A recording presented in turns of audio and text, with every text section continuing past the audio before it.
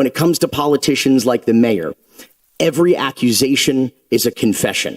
It's impossible for pay-to-play people to fathom that anyone will say and do things just because it's the right thing to do for our community.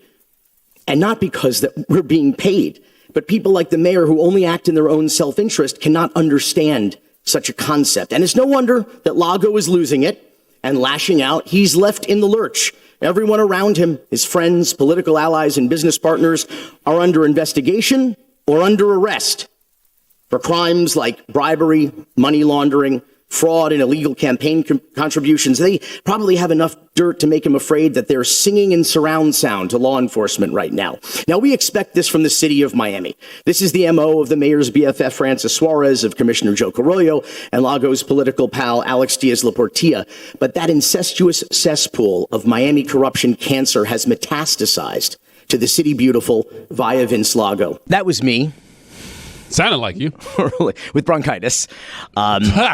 Earlier this week at a City of Coral Gables commission meeting, talking directly into the eyes, maybe 10 feet away from Mayor Vince Lago. How can I describe Vince Lago? I'll put it to you this way. My mom texted me when she saw this video, and she's like, oh my God, I'm shaking at this video of you and Francis Suarez. And I'm like, oh. And I'm like, not exactly, but kind of like a photocopy of a photocopy of a photocopy. Remember Multiplicity with Michael Keaton? Yes. When he keeps copying himself and they get like dumber and dumber and slower and slower. Yeah, that's Andy kind McDowell, of like, yeah, that's kind of like what's happened. Like that's Vince Lago. Like Vince Lago's like if Francis Suarez were a mogwai and you got him wet and they started spitting out those hairballs and they get dumber and dumber and the eyes get all like roly-poly and crossy and then if you got that one, if you got Francis Suarez wet, you took the dumbest hairball and fed it after midnight. That's Vince Lago. So Vince Lago is a gremlin. Yes, but like one of the dumb, slow gremlins, right? Who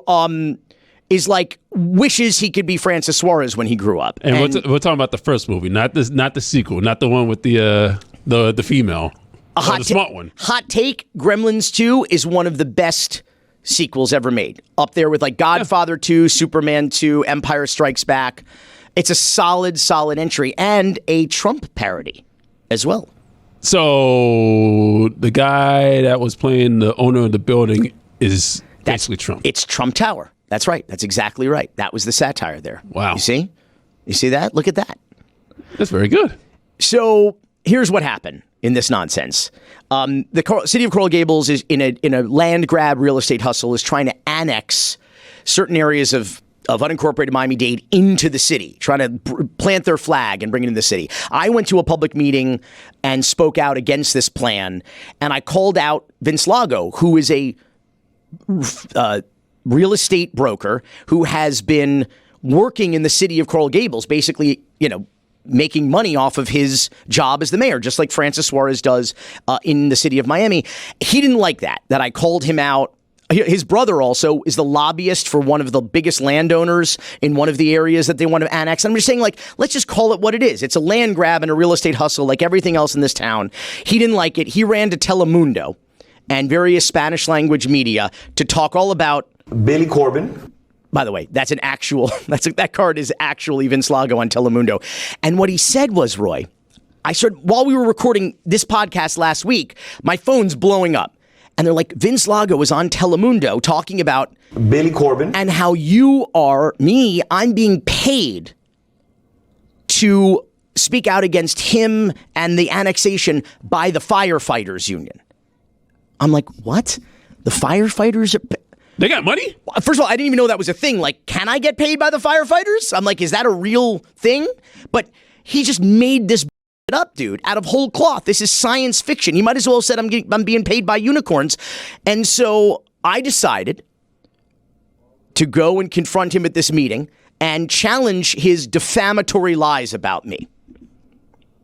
I will take a lie detector test, a polygraph, on my podcast Because Miami to prove that I'm not paid by anyone. As long as the mayor agrees to come on the podcast as well and take a polygraph, to answer questions about your dealings with your real estate partner, Bill Riley, his co-conspirator and now co-defendant, Alex Diaz-Laportilla, who is also your political consultant, your real estate client, disgraced developer Rishi Kapoor, and any other ways in which you exploit your public office for private profit. I challenge you to take that lie detector test with me live on my podcast. You have a polygraph guy? Yes, we do. I wouldn't call him so quickly. He's on retainer. I mean, that suggestion went over like a fart in a submarine, I got to tell you. I just got nothing but like scared eyes and like kind of a panicked expression from Mayor Vince Lago. And I'm guessing he's not going to come on the show to take a polygraph. No, that's too bad. And while he didn't address my offer head on, I will say that that our exchange did not end well. Mayor, you can sell your soul, but please stop selling out your city. Coral Gables deserves better. Thank you. Jorge Espinosa. Mr. Cohen, you may sit down now. I'm sorry. Out of respect. What did you call me? Out of respect. What did you call me? I called you Mr. Cohen. Out of respect. Why don't you just say Jew? Isn't it appropriate that you're sitting under the portrait of a noted anti-Semite and racist? What I said was, out of respect for the residents, I will not respond. We will address this later in the court. I will be formally bringing you in regards to a lawsuit, and we will address that in the future. But out of respect for the residents, I will not allow you to make this into a circus like you make everything else into a circus. I hope you have a wonderful day. Thank you, sir. You're the ringmaster, Mr. Clerk? sir. I should note that shortly after that exchange at this meeting, where he threatened to sue me, the commission voted 3-2 to censure Mayor Vince Lago for being an asshole. Yeah. Not just to me, but to his colleagues on the city commission, and for violating at least 6 or 7 of the criteria in his very own code of civility that he sponsored and passed at the city. It's a pretty scumbag thing to do what he did there at the end. So, yeah, let's talk about that. Let's talk about the lawsuit threat, because this guy's a bully, and he ain't going to do it. And the reason he isn't is because in the last 24 hours, Roy, I've had no less than 6 attorneys, people who I associate as being affiliated with the left and the right, called me unsolicited to offer to represent me pro bono. And that doesn't even include the First Amendment attorney we have on retainer at Raconteur, our company, because we're documentary filmmakers, and that's the thing you need to do. But these attorneys are so excited, Roy, they can't wait to dig into Vince Lago's financials, to get his tax returns, to get his bank accounts, his deposits, and to start to put together, this isn't some sort of defamation case against me. This will turn right into a corruption case against Vince Lago. And they will get to depose under oath Francis Suarez and Rishi Kapoor and Bill Riley and Alex Diaz-Laportilla and Keon Hardiman and, just this David and Lila Sentner. The list goes on and on. Now, a bunch of those people will probably plead the fifth because this guy is surrounded by criminals. They seem to be salivating at this Pandora's box here. But I got to tell you, and this revolution will be televised because all of these depositions will be video recorded, and we're going to make a documentary about it too. This would be an absolute blast. But let's talk about the other thing that I think you were actually talking about, which was the Billy Cohen of it all. So I was born William Marcus Cohen. I am named for my father's father's father, my great-grandfather. And when I was, we'll say, a child actor in Los Angeles working as a kid, I did a lot of TV shows and movies and commercials and pilots and stuff. And there was I'll put it this way. The name Cohen is like the name Smith or like Martinez. It's like a very common Jewish name. And not that Smith or Martinez are common Jewish names. I just mean the sort of the Jewish equivalent of that. And so we changed. It was collective with my representation to change my name because despite the conventional wisdom that Jews run Hollywood, a lot of directors and producers are Jewish, but that's not necessarily an advantage. Content is made for everybody. And so when you walk in as Billy Cohen, they say, well, can Billy Cohen play Kevin Costner's son in a movie? I'm not going to get that part. And I walked into an audition. I'll never forget when I was 12 or 13 years old, and the producer or director looked at my resume, looked at my name. And by the way, this person might have been Jewish themselves, but they said, oh, Billy Cohen, nice Jewish boy. So immediately in the room, that turned into, can a nice Jewish boy play this part? Not can Billy play this part, but can Billy Cohen, nice Jewish boy? So you kind of want to level the playing field and have it's a very competitive business. And so the idea was to come up with kind of a neutral name. So my mom always called me Billy, not William or Guillermo, but Billy. And so Billy Corben became the name, so we didn't have to change it too much. It was just sort of Cohen. Now just change the H to an R and a B. And I remember being in a car with my mother talking about this, and I was sobbing. I was crying. And I said, I am not ashamed of my grandfather's name. I am not ashamed of my father's name, my great-grandfather's name. And my mother's like, well, that's not the point. The point is, if you want to keep at it in this business, which is your choice, like are you going to create a competitive disadvantage for yourself? And that's just the reality. So I basically changed my name to avoid anti-Semitism or to avoid some kind of stereotyping as a result of having a very common Jewish last name. And now we'll call them my enemies in politics, weaponize that against me. And let's be clear, it is not an anti-Semitic dog whistle. It is an anti-Semitic foghorn. It is used specifically to pander to a base, a certain segment of their base that is racist and anti-Semitic, to say he is not one of us. He is an other. And it's tantamount really to pinning a yellow star on me to say Jew. He is a Jew. Take from that what you will, judge that how you will. But in a time in which Nazis are marching in Florida, Nazis are marching in Texas, Israel is under attack, experiencing the greatest mass murder of Jews since the Holocaust, the most perverse genocide of the 21st century so far. This is the tactic that he chooses to use, and he is not alone. He is not alone. Here's what's interesting about this, Roy, is I went to this meeting specifically to point out how unfortunate it is that the city beautiful, which is the slogan of Coral Gables, that the government there is turning into the incestuous cesspool of corruption cancer that is Miami. And that is spreading via Vince Lago, metastasizing into Coral Gables. And what does this guy do? He just proves my point for me, and he tears a page right out of the Joe Carollo playbook. It's a guy named Billy Cohen. Corben. No.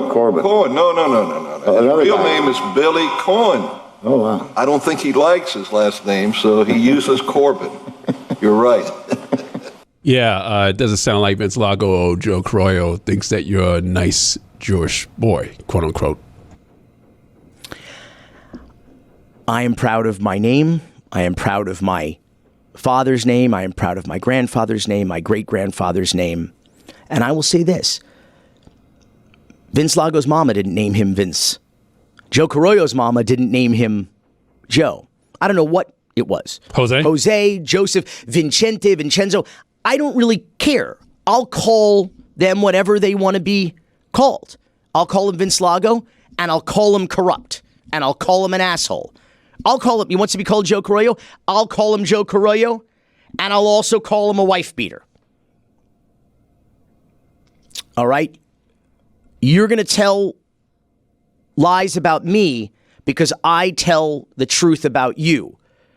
That's fine. But I'm also sitting there, Roy, in the chambers of Coral Gables, looking at this painting, this portrait of the founder of Coral Gables, George Merrick, a proud segregationist, a man who specifically created Coral Gables so it would be all white and all WASP. The clubs, the country clubs in Coral Gables Country Club Riviera, restricted. No Jews, no people of color allowed. So I'm sitting there, waiting to be heard during public comment the whole time, watching this portrait. Might as well be Robert E. Lee up there.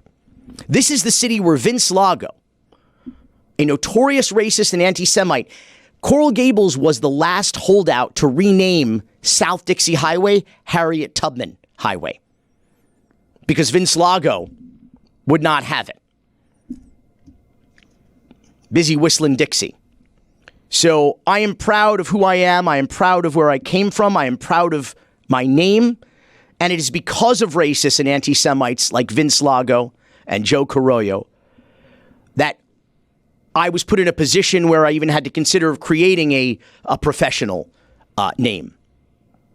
Roy, are you full of despair? Absolutely. On brand. That's what I thought you were going to say. How are you feeling, by the way? My bronchitis is starting to slowly leave, but every time I show up here and start laughing, it reappears. Is that not communicable bronchitis? I doubt that it is. I don't think anybody here is going to catch it. So I think we're all good. It's a good thing nobody uses their voice here to make a living. I think that's a plus. Yeah. Roy, why don't we take a look at the Wheel of Despair and see what our topics are this week? Okay. Oh, here we go. This is Roy stretching for this. I think I brought my bronchitis back. We got Miami Infrastructure Week. Oh, no. That's right. That's no. right. I put a hard hat on and duck. Let's do it. And cover. Cops behaving badly. Cops behaving. That's a perennial. Yeah. Proud Boys behaving badly. As opposed to Proud Boys behaving goodly. It's a very rare thing, but, got to point it out. Gun-toting politicians. Because Miami. Yeah. And, at this point, because everywhere. Because America. And backstage Taylor Swift sex scandal. I'm sorry, give me that again? A backstage Taylor Swift sex scandal. That sounds like a cheap clickbait headline by producer Matt Sullivan. That's what that sounds like. Yeah, Matt. You're goddamn right, meatball. Well, there you go. That was Matt Sullivan right there chiming in. Roy, before we spin the Wheel of Despair, I want to remind everybody that they can share their despair on the Because Miami complaint line. Yes, we're finally doing it. Thank you. If you just right down there, I'm pointing at the number down at the bottom of your screen. That's 786-505-9842. Again, the Because Miami complaint line. Share your despair. 786-505-9842. Call now, and we'll throw in free shipping and handling. Roy, shall we spin the wheel?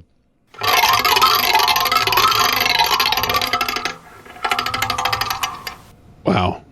Gun-toting politicians. So you said because everywhere, because Florida, because America, because Miami. This is all Miami Beach. Miami Beach is famous. People know it all over the world, but it is just a barrier island with no more than 100,000 full-time residents. And it turns out a bunch of heavily armed politicians. And they are apparently pretty careless about how they handle said firearms.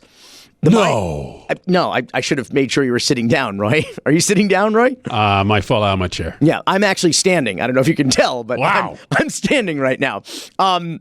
Miami Beach mayoral candidate Michael Grieco, who incidentally is a criminal. This is a guy who was once charged in an illegal campaign finance scheme where he conspired to have a foreign millionaire donate money illegally to his campaign. So obviously he's running for office again. And by the way, I should say for the record, he's a Democrat. Just a couple weeks ago, he left his satchel with his wallet, ID, cash, and a Glock 43 handgun, which according to a police report was loaded with 6 9mm rounds in the magazine and 1 round in the chamber. That's a direct quote from the police report. He left it at South Point Park at the dog park at about 10:11 a.m. on a Sunday morning, where it was found by a woman who immediately turned it in, fortunately, to the police department, and was luckily not found by, a child in a dog park on a Sunday morning. I'm really surprised this was not left in a bathroom. This is found by a woman. In a dog park on a Sunday morning. And then Michael Grieco, who was famous when he was lying to the Miami Herald about those campaign finance crimes I told you about, he told Nicholas Niemos, the Herald, he swore to him, he goes, "Look into my soul." That's what he said. That was the famous quote. That was the headline. And by the way, his soul was lying. I'll tell you right there. Wow. Right? And so now he has told 2, 3, 4, 5, 6 different versions about what it was stolen. I was about to report it stolen as I was on my way to the police station when they called me and told me they found it. It was snatched from me. I left it there, but it was taken while my back was. This guy's got, look into his soul, Roy. He's got stories for days. Now, he's got 6 different souls. By pure dumb luck, by the way, it was not found by a child. But as it turns out, a different Miami Beach candidate, a guy running for the city commission, David V. Suarez, this guy was forced by a judge to temporarily surrender at least a dozen guns and his concealed weapons permit to police in 2020 after photographs showed his young child, quote, in close proximity to a variety of different weapons while in the care of his father, end quote. This was all in the process of a divorce, but he had to turn over several handguns, 5 long guns, including an AR-15, along with his concealed weapons permit, ammunition, and other firearm components. Why do you need all those guns? Well, to protect his child. Oh, okay. Who apparently, according to this photograph, was in the presence of all of these guns. Now, what he claimed was that there were added locks, and that this image purporting to show his child in a bathroom with a gun on the floor was actually only one part of a gun on the floor of the bathroom. What any part of any gun was doing on the floor of a bathroom with a child in it is anyone's guess, but this man is running for Miami Beach Commission. And this is only the first Wheel of Despair topic. Oh, yeah, there's more. Should we spin the wheel again? Do we have time?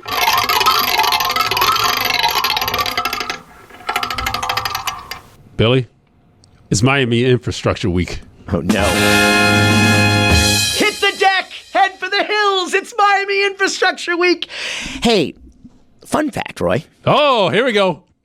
Not so much fun for the people who died, but did you know that 3 of the deadliest infrastructure failures, collapses, in the United States in the last decade have all happened in one county? I will give you 3 guesses which county that is. Monroe.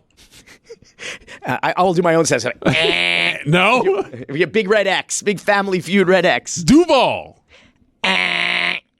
Orange. Okay, it's Miami-Dade. You're goddamn right, Meatball. Obviously, we know Surfside. We know the FIU Bridge. What was the third one? Miami-Dade College parking structure while it was under construction collapsed, killing 2, if not 3 construction workers at the time. Yeah. And so it turns out now this is not, luckily this has not turned tragic yet, but this is a pretty big deal because the entire economic driver of Miami-Dade is tourism. And so the Miami International Airport is the heartbeat of this community. All the blood, all the arteries, they all stem out of this airport. And so it is some of the most important infrastructure we have. And Daniela Levine Cava, as county mayor, has been derelict in her duty to maintain the airport in any competent or meaningful way. And guess what they discovered? The SkyTrain has extensive structural cracking. It is now closed indefinitely with absolutely there's no timetable, no estimate for when it may be reopened again. Here's the thing about this. I don't know if you remember back in the day, but probably about 2010, Roy, they redid the Miami airport where they took 4 separate concourses and they combined it into this big mega American Airlines Concourse D. Right. This concourse is over 1 mile long, and this SkyTrain connects most of that mile-long 60 gates in this terminal building. And it's just one long, endless terminal. It goes on forever and ever and ever. There's no moving walkways like they have in certain airports. There is just this SkyTrain, which is now apparently, despite the fact that we spent $130 million to build it back in 2010, and we spend $22 million a year to a private company to operate and maintain the train, it is now unsafe. And basically, they just have a handful of golf carts zipping back and forth for elderly and handicapped customers to have to traverse the mile-long concourse. I get,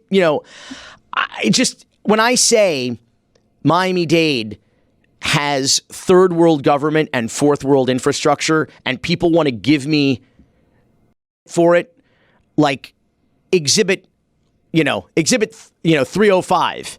Here, exhibit 786. Here we are. Whatever the new area code is now. Not like 929. That exhibit 929. Is that what it is? What is the new? I forget. But whatever the new one is. And this is why I fly out of FLO, by the way. Yes. Out of Fort Lauderdale. Exhibit 954. Thank you. For people who know that 954 is the Broward area code. Remember when all of this was 305 country? Yes. All of it. Remember when we didn't have to use the area code? Oh, 7-digit dialing, you mean? Yep. Yeah, no, I don't remember that. I'm too young, Roy, to remember that. Christ, I'm so old. When dinosaurs roamed the earth. I got Fuentes in my ear, who is apparently still here. You know where he's going to be tomorrow? Salsa dancing. Cue the music. Cue the music. Do we have it? We don't have any. Damn it. All right. But he is going to be shaking his hips in the DR. I want to go with pack me in your carry-on luggage. Actually, better yet, in your check baggage, because I don't want you to have to schlep me around Miami International Airport for a mile. No, just have the people on the runway just throw you into the doggone plane, man. Yeah. I guess it could be worse, the SkyTrain situation. It could be Brightline. So there could be just piles of dead people. running into planes. Wait a second. Are they a sponsor? No. Okay, good. All right. One more time. Shall we spin the wheel of despair?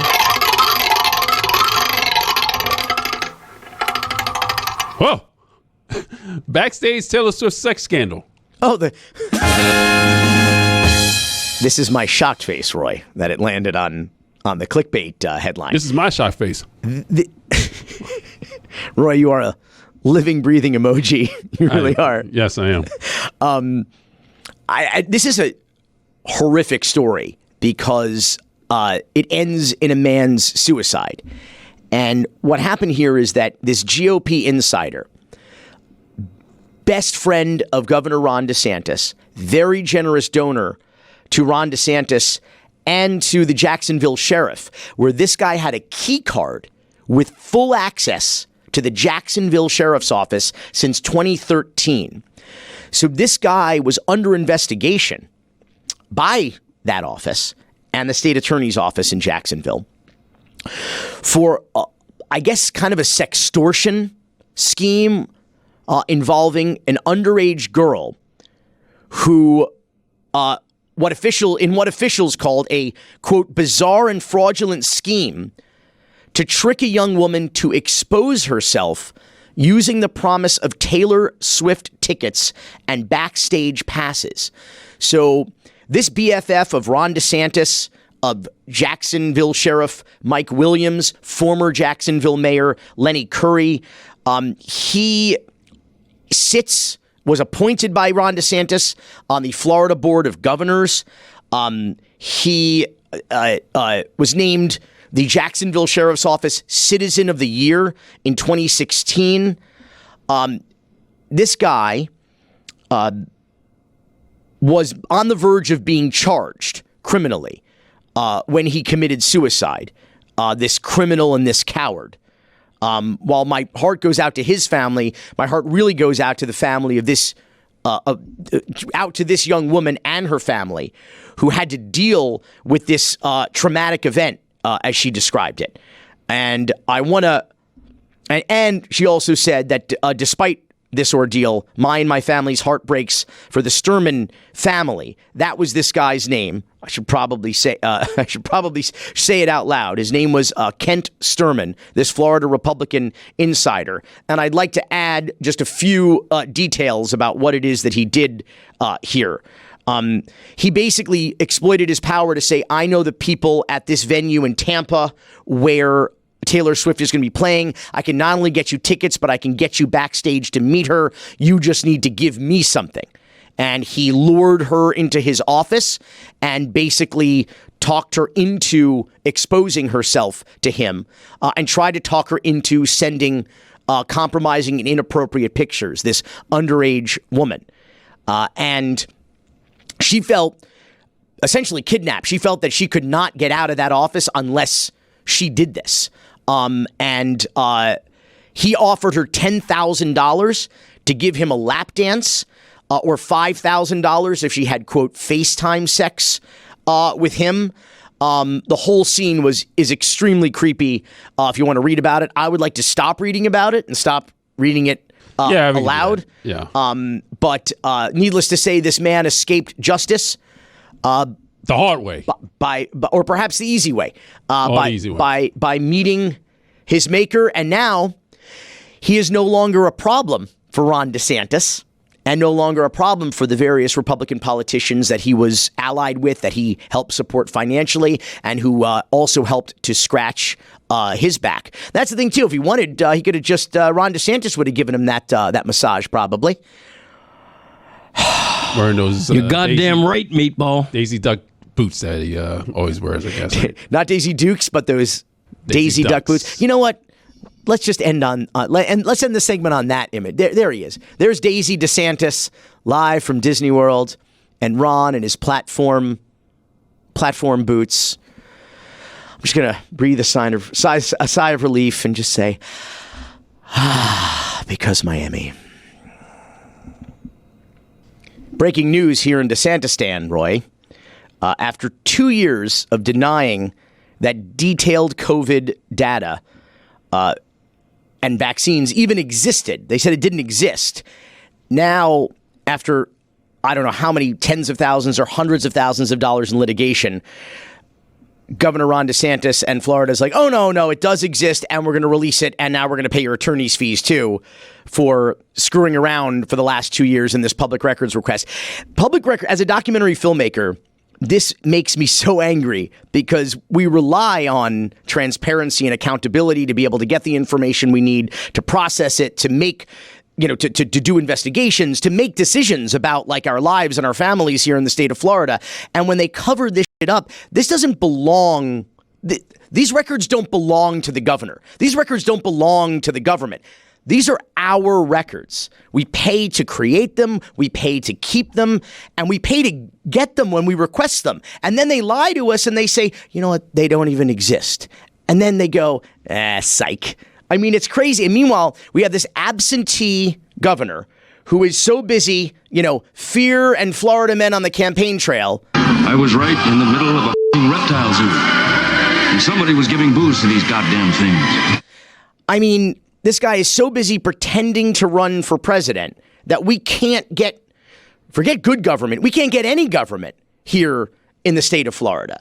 And now we have former state representative Guillermo Smith from Central Florida, a friend of the program. You've seen him on here before. He was actually the plaintiff in this public records case and led the fight along with his attorneys from the Florida Center for Government Accountability, a nonprofit public records watchdog. Thank God for them.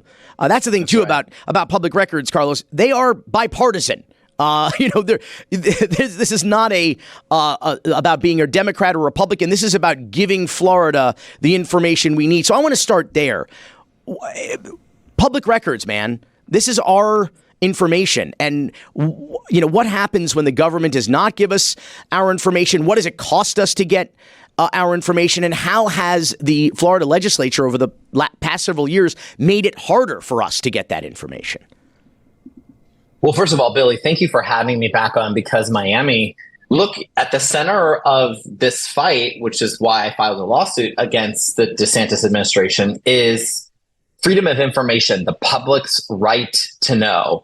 It is a constitutional right to know. Florida has some of the strongest sunshine laws, also known as government in the sunshine, in the country, because we know that open government is more accountable to the people it serves. It's more transparent when we have open government, which means that we would have a more effective government. And that is why it's so important to, first of all, not allow for the diminishment of our public records laws here in Florida, but also it's important that when government violates our constitutional right to know, that they are held accountable. And that's exactly what I did. I sued the DeSantis administration a couple of years ago to get critical public health data that the public needed to know while the Delta variant was surging in our state. It was making its way through Florida.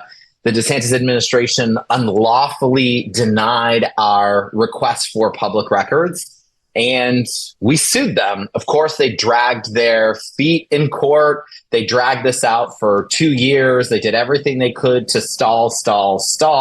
They actually lied about the existence of these public health records in court in front of a judge. And when they were finally caught red-handed, the way they were caught lying about the existence of these public records, they agreed to settle on our terms. They agreed to not only give us all the records that we asked for that they claimed didn't exist, but they also are now required to disclose and be more transparent with the public health data that they have for the next 3 years, the next 36 months. And they had to pay 100% of my attorney's fees, which wasn't cheap. You know, we accumulated just over $152,000 in legal fees because the DeSantis administration decided that they wanted to drag this out because they chose to deny our lawful request for public records. Yes, they dragged it out for 2 years, but we persisted, and ultimately we held them accountable and we won. This seems like a gross dereliction of duty here. What are the repercussions for this? Could there be civil lawsuits from residents here in Florida? We pay. That's what happens. We get victimized, and then we pay to defend the victimization, and then we pay the victim. I mean, there is no really. The only remedy is the taxpayers continue to pay. Isn't that right, Careless? Well, that's right. Well, this is what's happening. What's happening is the DeSantis administration is using millions of taxpayer dollars to defend the indefensible. They are defending their unlawful conduct as it relates to not complying with public records requests. They are defending unconstitutional 6-week abortion bans in court. They are having to defend themselves from a series of lawsuits against unconstitutional laws, and they're doing it all with our taxpayer dollars. But then what they do is they have the nerve to then turn around when they lose because they broke the law and they decided, for example, in this case, not to comply with our lawful records request. They turn around and they say, oh, well, it's the plaintiffs that squandered taxpayer money. No, it was the DeSantis administration's decision to not disclose public records as they are required to do under the law. It was their decision to drag this out for 2 years and even appeal like the most minor decisions that our judge was making just on administrative procedures to the first DCA court. And they squandered taxpayer money because they didn't want it to be exposed that while the Delta variant was ripping its way through Florida, which, by the way, was the deadliest period of the pandemic in our state, 23,000 Floridians died during that time.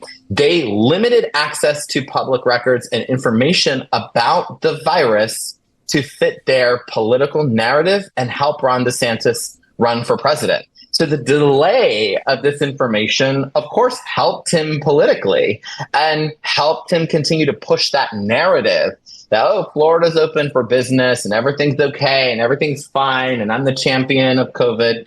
No, it wasn't. So many people died that didn't have to because they decided that they were going to downplay the threat of this virus. They were going to withhold information, and they did so for political reasons. And as I said before, of course, public records are bipartisan.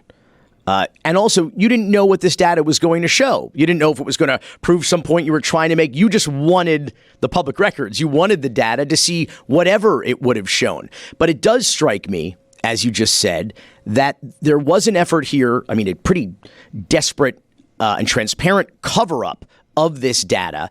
I would have to imagine in an effort to support DeSantis's revisionist history on his pandemic record, in an effort, desperate effort to try to gain some traction for his failing presidential campaign. I mean, is that what's happening here? Does Florida continue to pay for this guy to run for president? at every step of the way to our detriment? Oh, we're absolutely subsidizing his presidential campaign, whether it is wasted taxpayer dollars to defend unconstitutional laws that have been passed by the state that he ran through the legislature just so that he could have a talking point on the Republican presidential stage, or whether it's us having to pay for his security and his travel around the country when he meets with millionaire and billionaire donors to his campaign that he's beholden to, not only as governor, but as a potential president of the United States. But let's not kid ourselves. Ron DeSantis has a close to 0% chance at this point of becoming the Republican nominee. And he's tried to change the subject of his campaign message probably 100 times since he booted the campaign. He, of course, launched the campaign, repeatedly continuing his so-called war on woke, the culture wars. He went on Fox News the day that he announced his presidential campaign and was asked what would he do about the conflict in Ukraine. And he talked about how he would get rid of gender ideology in the U.S. military, which, of course, makes absolutely no sense. We don't have any troops in Ukraine. How is gender ideology in the military? What does that have anything to do with the conflict in Ukraine? Of course, it has nothing to do with it. I think people finally tired of the anti-woke culture wars and the agenda because they realize they've been sold a bill of goods. So then he pivoted to COVID and it's like, I was the champion of COVID and this is what we do. This is what we did in Florida. And of course, he relied on his revisionist historical record of what happened in the state of Florida during COVID. And Republican voters weren't interested in that either. So now, he keeps pivoting from topic to topic to see what will stick. But at the end of the day, none of it's sticking because he's a sucky presidential candidate. He's all talk. He is, he has no core values other than political ambition. And I think people see right through it. Oh, that's BS. No, totally BS. Carlos, in the last 60 seconds here, let's talk about what this is a distraction from, which are the real problems that Floridians are facing every minute of every single day while this guy's off pretending to run for president. Headline just this week, bad news for Florida homeowners. High insurance premiums unlikely to drop anytime soon. And this is despite all of these efforts, supposedly, as we say in Miami, by the Florida legislature to stem the tide here. You'll pardon the climate change metaphor there, but 30 seconds. What is really affecting Floridians here, and what are the consequences of having an absentee governor? Well, the consequences are our property insurance market is going to continue to collapse. We know that we're going to continue to see a severe shortage of affordable housing while Florida is the number one inflation hotspot in the country. We have a massive public school teacher shortage that's been made worse by a legislature that has politicized our classrooms and turned them into political battlefields. Look, we have real problems that we need to solve. We need leadership in our state that is going to be ready to solve those problems with real solutions. But instead, we have a governor who, when the last property insurer left the state of Florida, Farmers Insurance, his response was to just call the insurer woke on the way out the door and thought everything was going to be better. It's not. We need real leadership. That's one of the reasons I'm running for Florida Senate, but also so that I can continue to hold this administration accountable, especially when they violate our public's right to know. You're goddamn right, Meatball. Got the plug in there at the end, came in on time. Carlos, Guillermo Smith, thanks so much for joining us again. Thanks for having me, because Miami. Thank you. And in lieu of a Miami moment today, we will end the show with a moment of silence for the people of Israel who are undergoing the worst attack on that country since the 1970s and the worst attack on Jews since the Second World War. And I hope for a speedy and just resolution and response to these terrorist attacks, and for a hopefully meaningful and lasting peace.